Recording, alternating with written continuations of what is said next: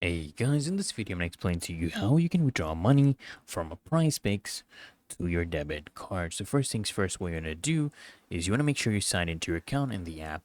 Then you want to navigate to settings, click on these three horizontal lines, and you want to view all the options, okay? Then you want to go ahead and simply click on request withdrawal, and you will see a bunch of withdrawal options.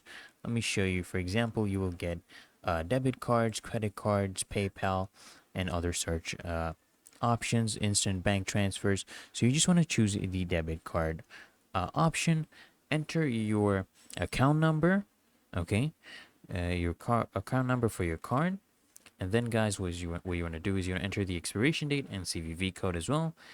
And they may send you a one-time password to your registered mobile number. Enter the code and verify your card. Okay, make sure it matches the details on your Prizepicks account. Then you can basically withdraw to your debit card.